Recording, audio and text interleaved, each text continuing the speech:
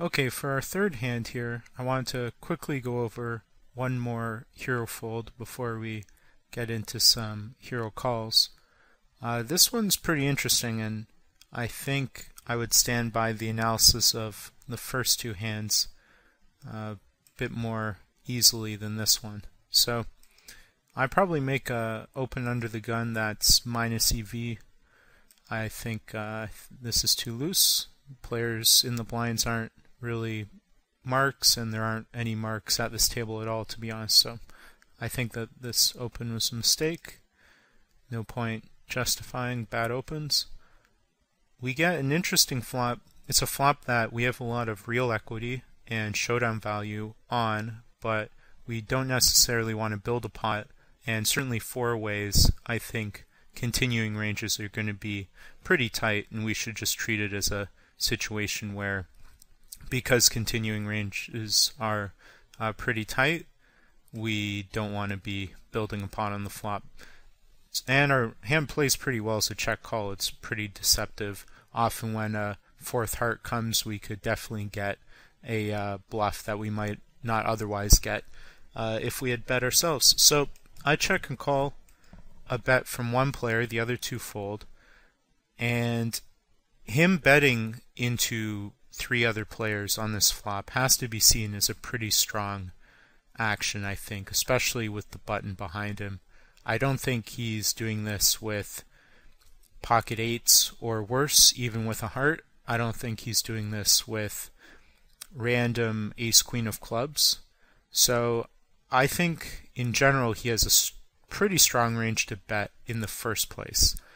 This is a player who likes to show down strong hands, and from what I can tell, he's aggressive, but he might have just been running hot over the sample. Like, it's not like he's showing down a lot of weak hands aggressively.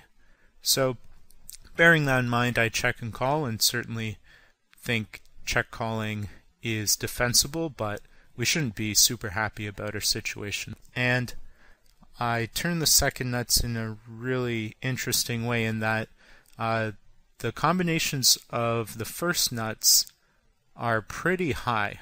So we talked about in the pocket queens hand, only one combination beating me. Here I can think of lots of hands that have the queen of hearts that beat me. We can think of king of diamonds, king of clubs, king of spades with the queen of hearts. That's three combinations right there. Potentially a flopped straight with queen jack offsuit with the queen of hearts. So I don't think that would be in this player's MP calling range, but certainly not out of the question. Pocket queens with the queen of hearts makes sense, and there's three ways that someone can have a combination of that. So you get the picture. Ace queen with the queen of hearts, definitely another pregnant possibility. So I think my only play, though, is to check and call. I think betting out here is okay because we can get his sets in two pairs to call one. It'd be interesting if I bet out and this player raised, because I just think there's no bluffing here. It might be a bet fold, but leading might actually be the best play, because he does have a betting range on the flop, like we said, is very strong, that on this turn pretty much has top pair, if not a set or a straight. And if they have a set, we'll certainly be inclined to call to see the river. So I do end up checking, and he ends up betting half pot on this card. And I think this is one of the merits of our line, our check and call line, in that when a heart comes, we can get a bet. Our range seems pretty capped. But on the other hand, we did think that in a four-way pot he would be betting pretty strong, so it's hard to say what kind of hands he could be bluffing here with. If he has a set of tens, would he make this bet? If he had a set of nines, would he make this bet? I'm pretty inclined to think he wouldn't.